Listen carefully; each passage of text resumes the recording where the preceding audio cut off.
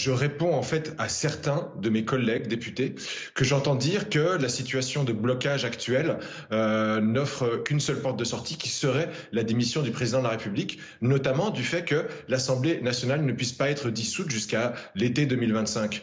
Or, c'est faux. Là encore, l'Assemblée nationale a la capacité, si elle le souhaite, si elle pense qu'elle n'est plus en mesure de former une majorité cohérente, d'une manière ou d'une autre, de trouver une coalition cohérente, nous avons la capacité, collectivement, de démissionner.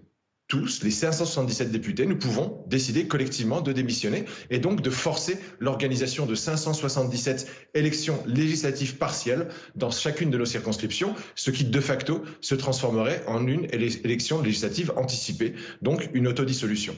Une démission collective, vous en parlez à vos collègues députés, ils en disent quoi ?